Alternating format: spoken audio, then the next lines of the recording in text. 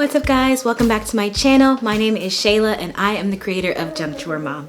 I believe that hiding is overrated, so on this channel we talk about everything motherhood from practical to personal. So if you're new here, consider subscribing before you go. So today I actually wanted to give you guys some family updates. It's been a while and I don't know if you noticed, but I took a little break kind of in the summertime. So I just wanted to let you guys know what's going on, how our family's doing, and all that stuff. So one of the main reasons why I decided to take a break in the summertime is because my husband and I have actually started a church.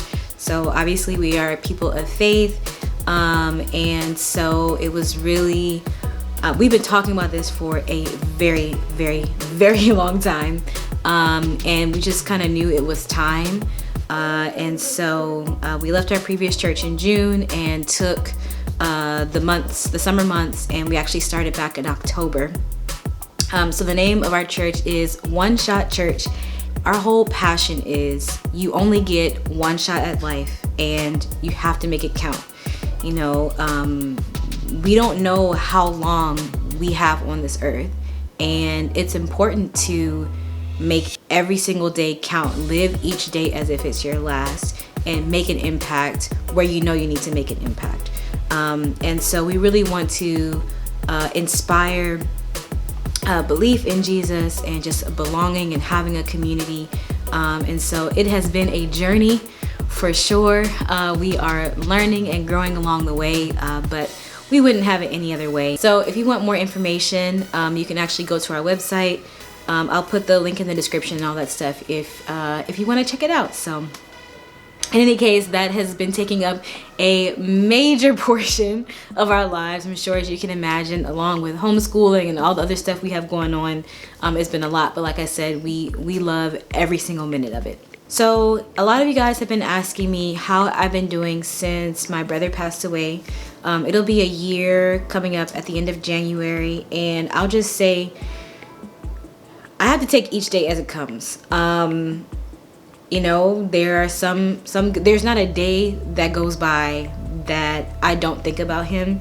You know, and especially because he lived with us, like there are certain things around the house that just, you know, triggers for me that makes me remember him. You know, sometimes it makes me sad, sometimes it makes me happy.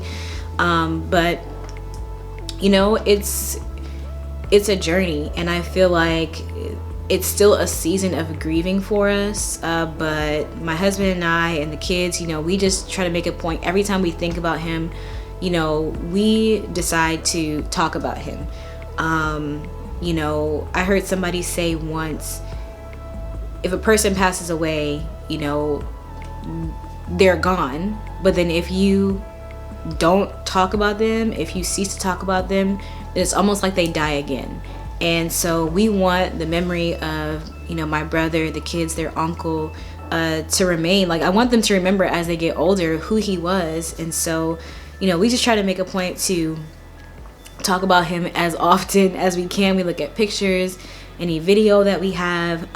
So, I mean, I'll say considering the circumstances, like, we're okay, you know, and we're making it through. I don't know if you guys know that there were 3 arrests that were made in my brother's case. It was my brother and a good friend of his that both were killed.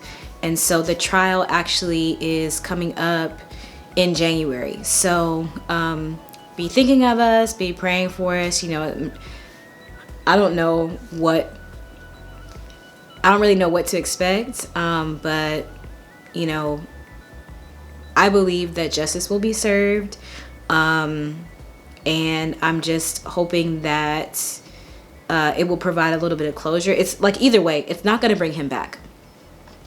It's not going to bring him back, but you know, I just pray that it'll provide some closure for the family. All that being said, we did start the foundation in his name.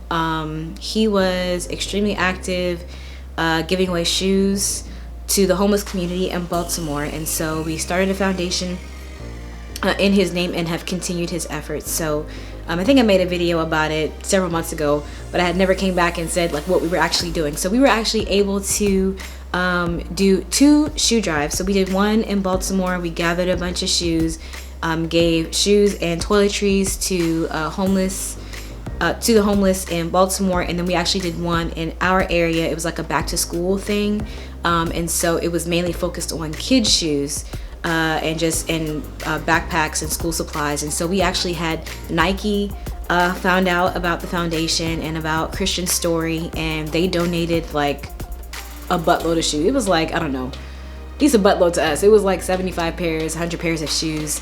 And then we had 2 or 3 corporations actually donated backpacks and school supplies for us to give away. So it's just been really cool to see our community like surrounding us and corporations starting to back this foundation.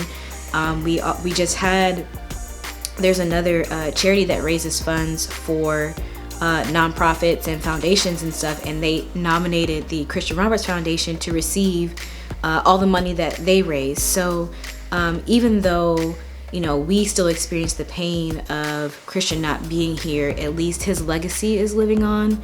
And so for our family, that's something that we're really proud of. And you know, that like we'll continue until the day we're out of here. So that's been really cool to see. Yeah, so I know that this is not like one of my normal videos, but I just wanted to update you guys on what we've been doing, especially since we're in the middle of this emotional and mental health series, and to really challenge you. Like, you know, my brother was only 24 years old, but he was making an impact because he knew that he had the means to do so. And I would just like to challenge you guys, like, is there something that you know you should be doing, or that you could be doing to be a blessing to somebody else, to help somebody else, to fulfill, you know, the purpose and the desires that you have? Like, don't wait until you're grown up. Like, you're already up. You're already old enough, you know, and you're never too young to do the things that you're passionate about. And don't let people tell you like that you can't, you know, just do them. Take the proper steps to do them. If you haven't already subscribed and hit the notification bell, please do so that you're notified when I release my next video. And thank you so much for watching. Don't forget, hiding is overrated. I'll see you next time.